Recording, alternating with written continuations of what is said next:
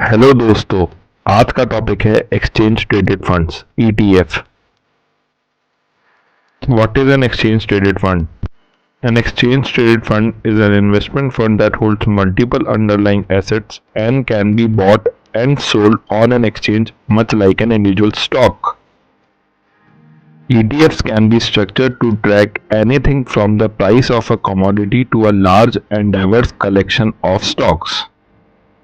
तो बेसिकली दोस्तों देखो, ETF क्या होता है, काफ़ी सारे स्टॉक्स या काफ़ी सारे आप कमोडिटीज़ का एक फंड बना लेते हैं, एक बास्केट में रख लेते हैं और उनको मिलाकर हम स्टॉक एक्सचेंज में ट्रेड कर सकते हैं। एग्जाम्पल के लिए हम एक लेते हैं भारत 22 ETF। इसमें मल्टीपल सेक्टर से मल्टीपल शेयर्स लिए गए हैं और एक बास्केट बनाया गया है जिसके प्लस और माइनस को मिलाकर एक वैल्यू सेट होती है उस ETF की।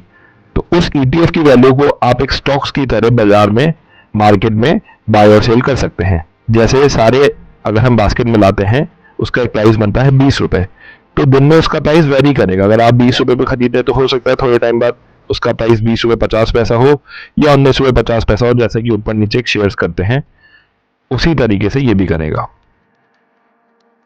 ETF is a basket of stocks that reflects the composition of an index like S&P, CNX, Nifty or BSE Sensex. The ETF's trading value is based on the net asset value of the underlying stocks that it represents.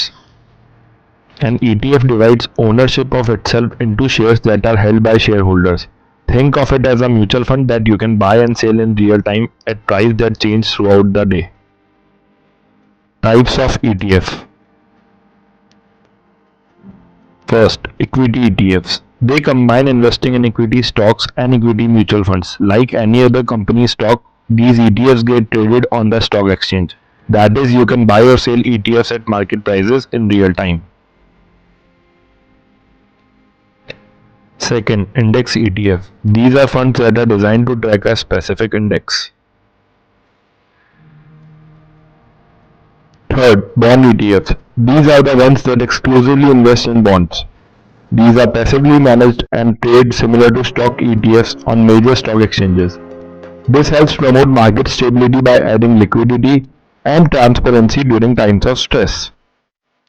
Fourth, commodity ETFs. They invest in assets like gold, silver, platinum, etc. Fund managers passively manage these ETFs. The NAV fluctuation depends on the demand and supply of commodities. Gold ETFs are the most common example. Benefits of ETF. They offer low expense ratios and fewer brokerage commissions than buying stocks individually. ETFs offer investors a convenient and cost-effective way to diversify their portfolios, providing exposure to a wide range of assets with a single investment. Because ETFs trade on an exchange, they can be bought and sold throughout the trading day. Unlike mutual funds, which trade once per day after the market closes, regardless of when you place your order. Examples of ETFs: Bharat 22, Gold ETF, Kotak Nifty PSU Bank ETF, etc. तो दोस्तों, इसको sum up करते हैं। ETFs basically pool of stocks होते हैं। कई तरह के स्टॉक्स एक बास्केट में रख के उस फंड में बन जाते हैं। तो जैसा कि मैंने आपको पिछली स्लाइड्स में बताया था कि ETFs कई तरह के होते हैं, इक्विटी, कमोडिटी, बॉन्ड्स एक्सेट्रा।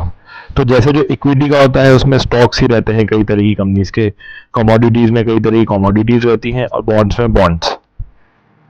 ये भी एक प्रकार के म्यूचुअल फंड ही होते हैं। दोनों में ही बास्केट बनाई जाती है फंड्स में, लेकिन कुछ डिफरेंसेस होते हैं इनके म्यूचुअल फंड से। जैसे ये मार्केट में लाइव प्राइस पे ट्रेड करे जा सकते हैं, पर म्यूचुअल फंड की वैल्यू डे क्लोज पे ही डिसाइड होती है। और दूसरा, ETF पैसिवली मैनेज्ड होते हैं और म्यूचुअल फंड्स एक्टिवली मैनेज्ड होते हैं। ETF Indian asset management industry का अप्रॉक्स 17 to 18% का मार्केट है 2024 के एंड तक। ETF इंडियन मार्केट के लिए परफेक्ट फिट साबित होता है क्योंकि हमारा मार्केट बड़ा प्राइस कॉन्शियस माना जाता है। तो चाहे इंस्टीट्यूशन हो या रिटेलर हो, ये सभी को एक मौका देता है इंडिया की ग्रोथ स्टोरी में भागीदार बनने का। Thank you. और अगर आपको इस वीडियो में दी गई इन्फॉर्मेशन पसंद आई तो प्लीज़ इस वीडियो को लाइक करिए और इस चैनल को शेयर और सब्सक्राइब करिए।